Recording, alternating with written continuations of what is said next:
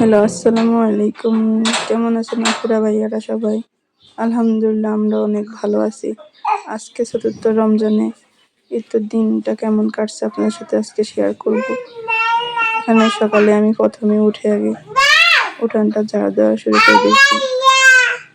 সকাল সকাল যদি কাজ না করি তাহলে অনেক অলসতা হয়ে যায়। সকালে উঠে আগে নামাজটা সেরে তারপরে এখানে সকালে আগে ঝাড়টা দিতেছি।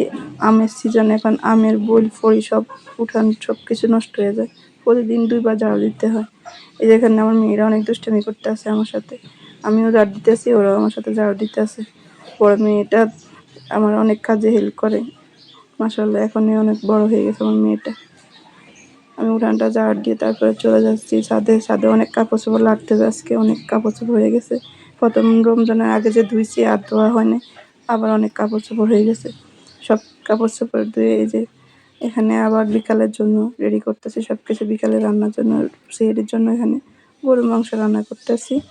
ইফতারি আজকে আমরা ইফতারের জন্য শুধু বিরিয়ানি রান্না করবো, যেহেতু প্রতিদিন একটা ভালো লাগে না এক জিনিস। শুধু আজকে বিরিয়ানিটা রান্না করছি, সালাদ করছি, আর একটু চাপা শুটকির ভর্তা বানাইছি, আর খেজুরের রসের সিন্নি, আর ট্যাংয়ের রস। এই তো সিম্পল বাস আমাদের আজকে ইফতারি। যখনই আমি নামাজ পড়তে বসি আমার মেয়েরা কি একটা অবস্থা করে দেখেন। আমি নামাজ পড়তে বসলে ওরা আমার সাথে নামাজ পড়তে চলে আসে, আমার নামাজ অনেক ডিস্টার্ব করে। এভাবে আমার দিনগুলো কেটে যায়। কেমন হয়েছে আমার ভিডিওটা সবাই। ছোট মেয়েটা যে নামাজ পড়তেছে, বড় মেয়েটা টানাটানি করতেছে। আমি নামাজে বসলে ওদের শুরু হয়ে যায় সব কিছু।